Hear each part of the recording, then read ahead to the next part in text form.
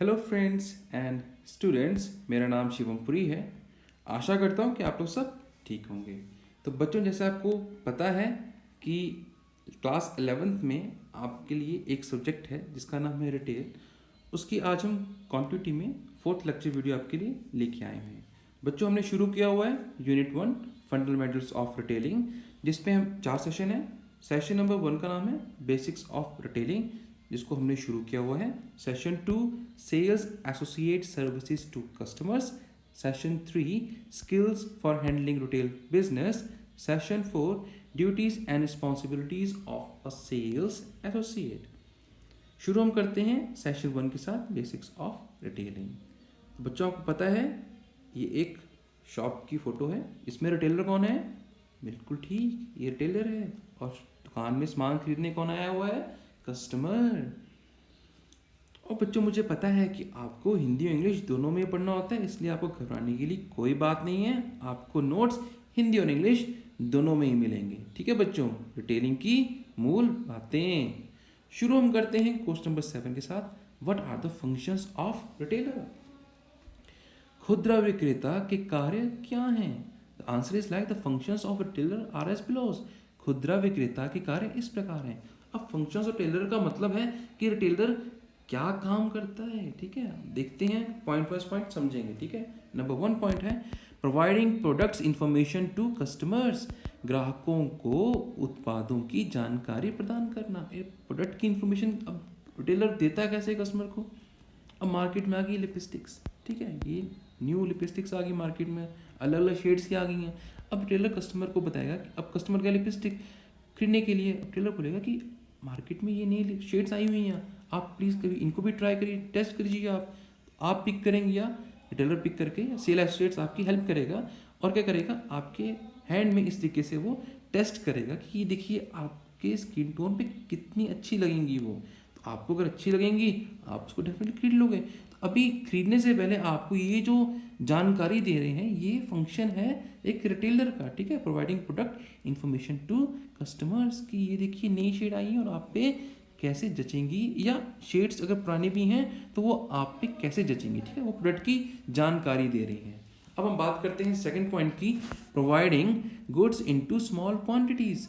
कम मात्रा में सामान उपलब्ध करवाना। अब कम मात्रा में मतलब क्या है कि देखिए, अब एक स्टोर में आप चले गए, वहाँ बहुत सारी चॉकलेट्स पड़ी हुई हैं। चॉकलेट के बॉक्स होते हैं, एक बॉक्स के अंदर 10-10 चॉकलेट्स पड़ी होती हैं। ठीक है, अब वो 10-10 पीस को आपको खरीदने की ज़रूरत नहीं है। आपको एक चॉकलेट खानी है या खरीदनी है तो आप एक खरीदेंगे, दो खरीदनी है तो हम दो खरीदेंगे।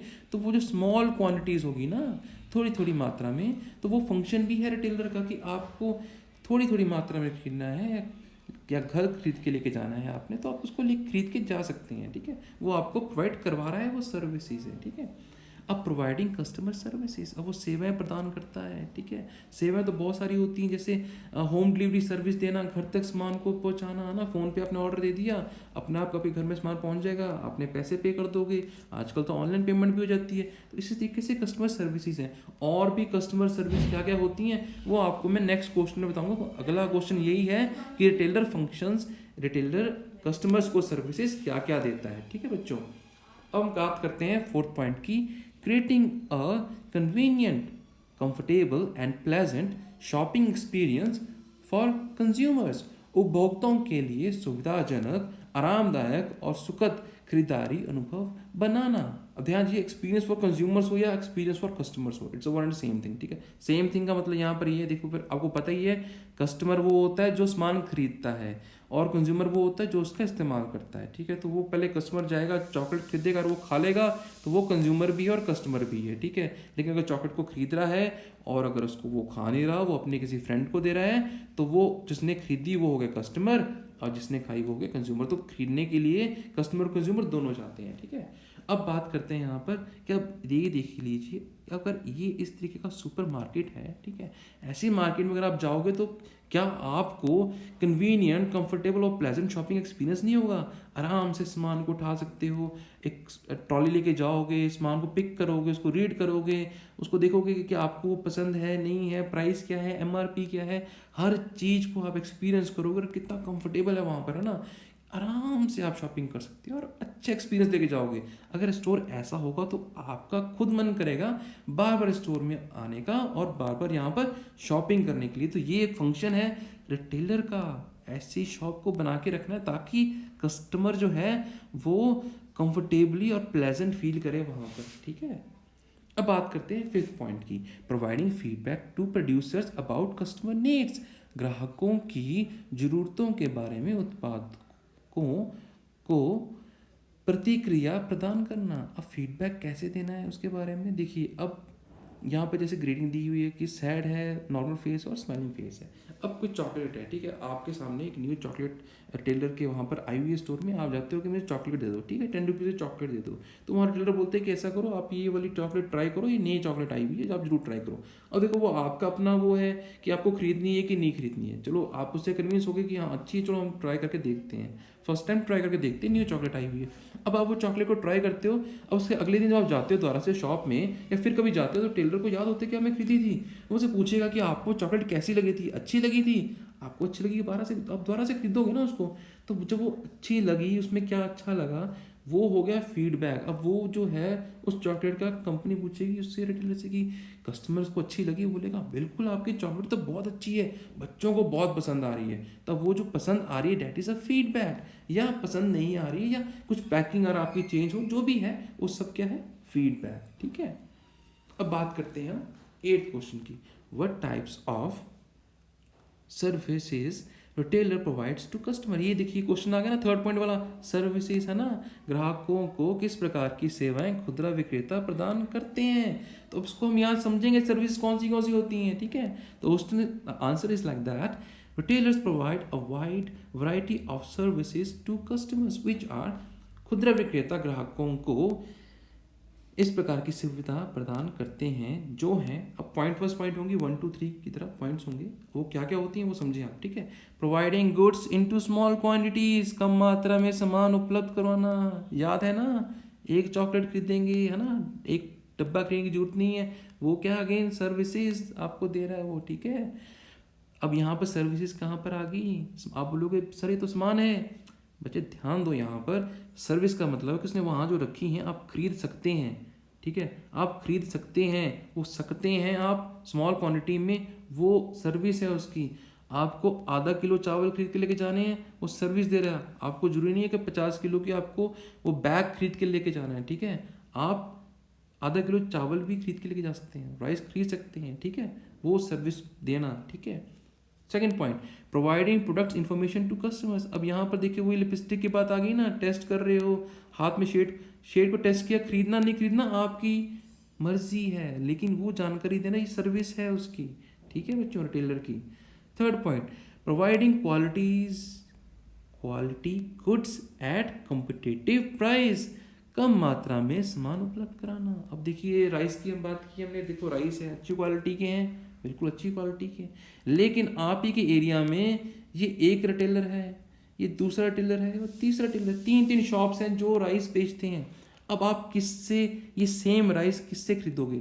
अब एक इसको सेल कर रहा है 55 रुपीज़ पर केजी, दूसरा टेलर इसको सेल कर रहा है 50 रुपीज़ पर केजी सेम राइस को, और जो तीसरा है वो बेच रहा है 60 रुपीज़ पर केजी। देखो तीनों में प्राइस में देखो क्वालिटी ऑफ गुड्स तीनों की सेम थी, लेकिन कॉम्पिटिटिव प्राइस में अब क्या है कि अब इसमें कॉम्पिटिटिव प्राइस कौन सी होगी, देखो तीनों अलग अलग रेट में बेच रहे हैं। अब ये ध्यान रखना पड़ेगा रिटेलर कि मेरे कंपटीशन में उसी सेम गुड्स को वो किस रेट में बेच रहे हैं, और कस्टमर किससे खरीदेगा, बिल्कुल ठीक इससे खरीदेगा जिसमें को प्रॉफिट है ना। तो ये हो गया कॉम्पिटिटिव प्राइस में, यहाँ पर रिटेलर बी विन कर गया यहाँ पर। तो ये रिटेलर का काम है कि वो कॉम्पिटिटिव प्राइस में बेचेगा, ठीक है, ओके, जिससे कस्टमर का फायदा होता है ना। 55 रुपीज़ का नहीं खरीदोगे आप ना, नहीं 60 का, 5 रुपीज़ और 10 रुपीज़ एक्स्ट्रा क्यों पे करोगे जब आपको 50 रुपीज़ मिल रहा है, am I right? तो ये फंक्शन है अगेन, सर्विस जो है ये है आपकी रिटेलर की, ठीक है, कि वो कॉम्पिटिटिव प्राइस में बेचेगा अच्छी क्वालिटी का सामान, तभी तो आप जाओगे बाहर उसकी दुकान पे। अगर वो घटिया सामान बेचेगा तो आप क्यों जाओगे, और महंगा बेचेगा अच्छा सामान तब भी आप क्यों जाओगे, ठीक है। फोर्थ पॉइंट की बात करते हैं जो कि आपको पता ही है, creating a convenient and comfortable and pleasant shopping experience for consumers, उपभोक्ताओं के लिए सुविधाजनक, आरामदायक और सुखद खरीदारी अनुभव बनाना। ये देखिए आराम से कितना अच्छा कंफर्टेबली आराम से आप वेजिटेबल्स खरीद रहे हो ना, आराम से ईच एंड एवरीथिंग मूवमेंट है यहाँ पर भी ना, अच्छा लग रहा है ना, शॉप को देख के मन कर रहा है ना बार बार यहाँ जाएंगे, है ना। तो ये सर्विस दे रहे हैं ना वहाँ पर, वो सामान रखा है, उसको किस तरीके से रखा है, वो सब सर्विसेज हैं। आराम से खुली स्पेस रखी है वहाँ पर, लेआउट देखो, आराम से आप घूम फिर सकते हो, जो खरीदना है जैसे खरीदना है खरीदो आप, है ना। कोई आपको धक्का नहीं लगेगा, कोई भीड़ नहीं है किसी गुड्स के साथ, है ना। फिफ्थ पॉइंट की बात करते हैं, offering credit facilities to regular and reliable customers, नियमित और विश्वसनीय ग्राहकों को क्रेडिट यानी कि उधार सुविधा प्रदान करना। अब कुछ उधार भी तो देते हैं, जुरी नहीं है उनको देना है, बट वो दे भी सकते हैं, उनकी अपनी मर्जी है, वो टेलर की अपनी मर्जी है, तो वो भी तो एक सर्विस आ गई ना कि आप उधार पे सामान दीजिए, बाद में आप पे कर देना, ठीक है बच्चों। अब 9th क्वेश्चन की बात करते हैं, ठीक है। इस वीडियो में 3 क्वेश्चन हैं आपके लिए, ठीक है। What are the essentials requirements of a retailer, खुदरा विक्रेताओं की आवश्यकताएं क्या हैं। Okay, the answer is like the essential requirements of a retailer are as below, खुदरा विक्रेताओं की आवश्यकताएं इस प्रकार हैं। Number 1 point, establish the shop at right place where customers are attracted, दुकान को सही स्थान पर स्थापित करें जहां ग्राहक आकर्षित हो। आप दुकान आपकी जंगल में या पहाड़ में या कितनी दूर तो खोलेंगे नहीं जहां पर कस्टमर कभी आ ना सके, तो आप अपनी शॉप का खोलेंगे। ये देखिए जो कॉर्नर शॉप है ना, ये देखो शॉप है, ये कहाँ है, देखो पीछे क्या है, बिल्कुल ठीक है, घर है, घरों के नज़दीक है ना। घरों में कौन रहते हैं, कस्टमर कंज्यूमर रहते हैं जो सामान खरीदेंगे इसकी दुकान से, है ना। कस्टमर के घर के पास होगा तभी तो वो आएंगे, दूर दुकान खोलेगा तो कौन आएंगे उसके पास, राइट। यही है फर्स्ट पॉइंट इसका।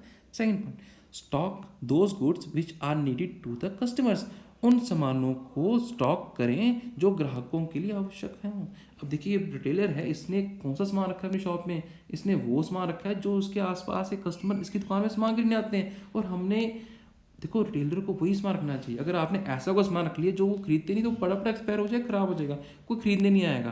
तो वही सामान रखना है जो आपके आसपास जो कस्टमर्स हैं आपकी शॉप में आते हैं, ठीक है, उसी का स्टॉक करना है आपने। और स्टॉक का मतलब क्या है कि देखिए अगर फॉर एग्जांपल हम किसी चॉकलेट का एग्जांपल लेते हैं कि वो अगेन हम स्नीकर चॉकलेट की बात करते हैं। अगर आपके वहाँ पर आसपास जो कस्टमर वो स्नीकर चॉकलेट बहुत खाते हैं, और आपको क्या करना है कि वहाँ पर एक कैडबरीज का चॉकलेट है, एक स्नीकर है, अब स्नीकर चॉकलेट ज़्यादा लग रही है तो आप उसके 3 बॉक्स खरीद के लेके आएंगे, स्टॉक में रखेंगे, और कैडबरीज के आप 1 या 2 बॉक्स रखेंगे, क्योंकि स्नीकर जल्दी खत्म होगी, कस्टमर फिर आएगा बोलेगा मुझे स्नीकर चॉकलेट चाहिए, मुझे स्नीकर चॉकलेट दो। अगर वहाँ नहीं हुई तो कस्टमर निराश हो जाएगा और वो किसी और दुकान में जा सकता है। तो वो कस्टमर निराश नहीं होना चाहिए, इसलिए आपको स्टॉक रखना है, आप मतलब रिटेलर को स्टॉक रखना है, ताकि कस्टमर जब भी आए वहाँ पर गुड्स अवेलेबल हो, ताकि कस्टमर को ये लगे इस दुकान में सब सामान मिल जाता है, क्योंकि कस्टमर को वो सामान चाहिए जो उसको चाहिए, है ना। सामान तो बहुत सारे होते हैं, तो स्टॉक यहाँ पे समझ में आ गया आपको।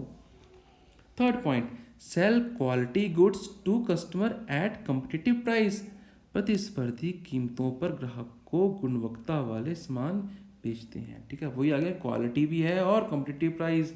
अब ये देखिए बहुत सारी है ना पल्सेस हैं, दालें हैं, है ना, इसमें कुछ पिस्ता भी दिख रहे होंगे आपको, ठीक है, मक्की के दाने भी हैं, है ना, माँ की दाल है, राजमा है ना।